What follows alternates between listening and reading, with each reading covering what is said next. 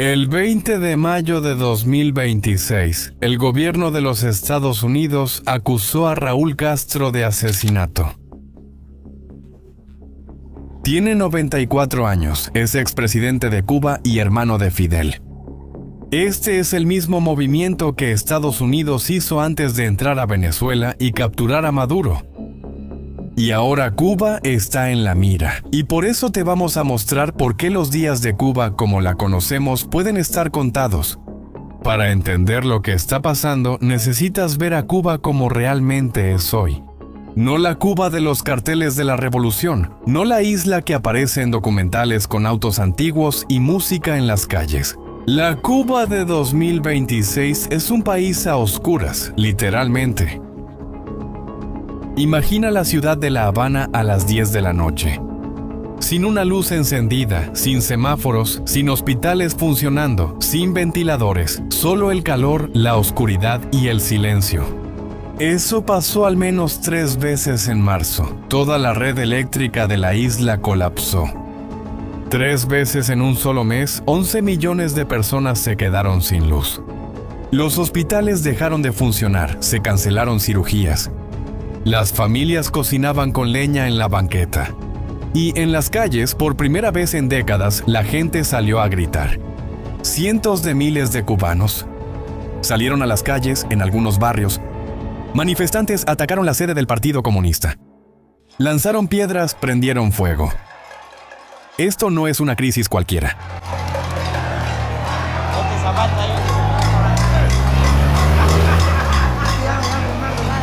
Esa gente no está protestando por un apagón.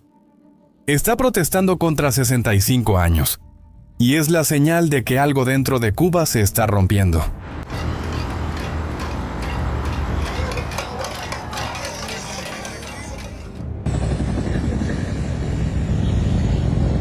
Para entender por qué esto está sucediendo ahora, tienes que remontarte al 3 de enero de 2026.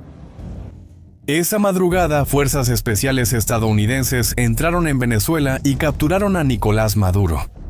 En pocas horas, el hombre que gobernó el país por más de una década estaba preso por Estados Unidos. Fue un shock para todo el mundo. Pero para Cuba fue un desastre inmediato. Venezuela era el mayor proveedor de petróleo de Cuba. Enviaba alrededor de 26,000 barriles por día a la isla. Casi una cuarta parte de todo lo que Cuba necesitaba para funcionar. Con Maduro fuera del poder, ese flujo se detuvo, de un día para otro. Trump incluso amenazó con imponer impuestos pesados a cualquier país que vendiera petróleo a Cuba. Rusia envió una donación de emergencia. Pero duró poco. En marzo se acabó el petróleo. Y con él también se fue la luz en Cuba. Lo que está pasando no es casualidad. La verdad es que Trump tiene un plan para toda América Latina. Y hasta tiene nombre, la doctrina Monroe. Una mezcla del nombre Donald con la doctrina Monroe. Una política estadounidense de 1823 que decía que el continente americano era territorio de influencia de los Estados Unidos, sin espacio para potencias extranjeras. Trump actualizó esa idea para el siglo XXI. En sus palabras, la doctrina Monroe era algo grandioso. Pero Estados Unidos la superó. Primero fue Venezuela, luego Irán, y Cuba es el siguiente paso. En la práctica, desde principios de año, el gobierno estadounidense intensificó el bloqueo petrolero. Aplicó sanciones económicas contra empresas que hacen negocios con Cuba. Y aumentó los vuelos de vigilancia a lo largo de la costa cubana. Los mismos tipos de vuelos que se realizaron antes de la operación en Venezuela. Los mismos que se realizaron antes de los ataques a Irán. Pero el movimiento más sorprendente vino el 14 de mayo. El director de la CIA, John Ratcliffe, aterrizó en Cuba, sin anuncio, sin entrevista para periodistas, sin cámaras, y se reunió con el nieto de Raúl Castro, con el ministro del Interior cubano, y con el propio jefe de inteligencia de Cuba. La misma agencia que, según el propio gobierno cubano, intentó matar a Fidel Castro más de 600 veces, estaba sentada a la mesa con los herederos del régimen. Ratcliffe entregó un mensaje directo de Trump. Estados Unidos está listo para conversar de verdad, pero solo si Cuba hace cambios fundamentales.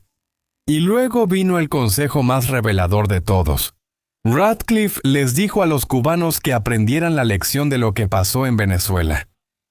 Y hay un detalle en esta historia que casi nadie está notando. Los relatos indican que el nieto de Raúl ya había tenido contactos con estadounidenses antes de recibir a Radcliffe.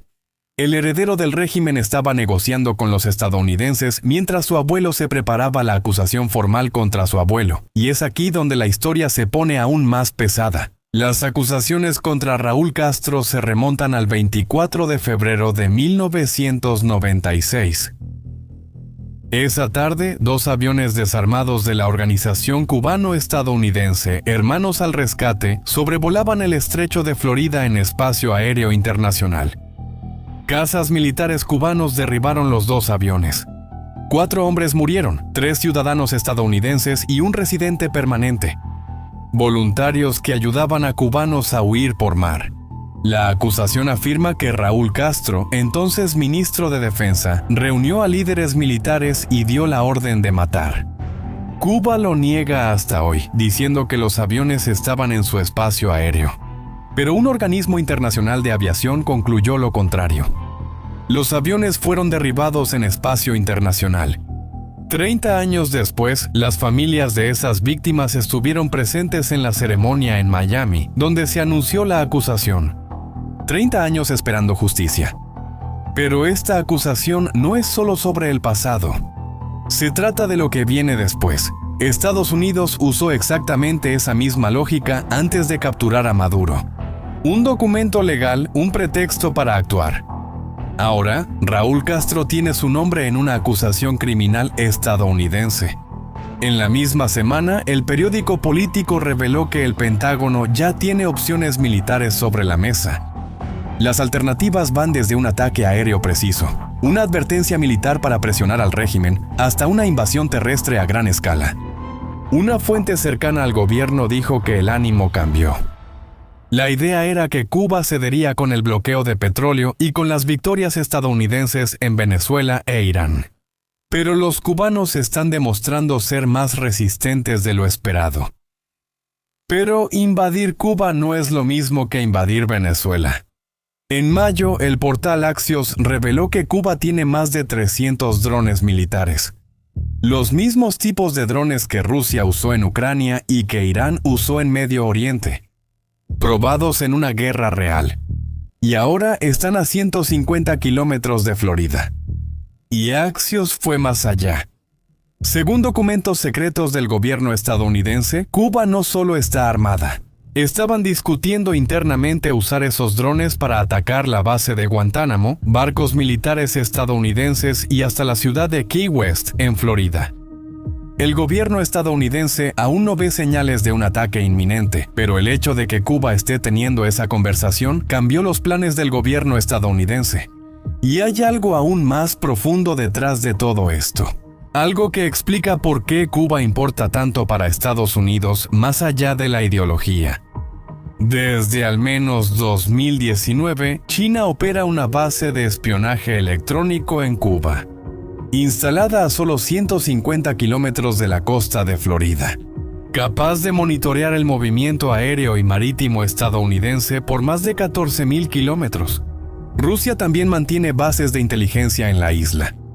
Para Trump, Cuba no es solo un régimen comunista vecino. Es una base para que sus enemigos espíen a Estados Unidos de cerca. Pero entonces, ¿qué podemos esperar de aquí en adelante? Bueno, hay 2 caminos. El primero es el acuerdo.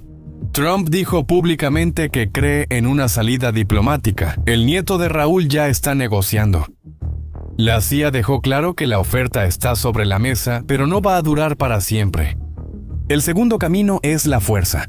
La acusación formal existe. Las opciones militares existen. Los vuelos de vigilancia existen. Y Marco Rubio lo dijo con todas sus letras. No creo que logremos cambiar el futuro de Cuba mientras esas personas sigan en el poder. Rubio es hijo de cubanos que huyeron del régimen. Él no está hablando de política exterior. Está hablando de familia. Las señales apuntan en una dirección. Cuba no es Venezuela. Pero los mismos mecanismos están en movimiento. Y el reloj, bueno, corre. La historia se está moviendo. Y si Cuba cae, las bases de espionaje rusas y chinas se van también. El Caribe vuelve a la influencia estadounidense. Lo que pase en los próximos meses va a definir ese futuro. ¿Y tú qué opinas? ¿Crees que Cuba va a caer por la diplomacia? ¿O será que va a ser por la fuerza? Deja tu opinión en los comentarios. Si este video te hizo reflexionar, compártelo con alguien. Hasta la próxima.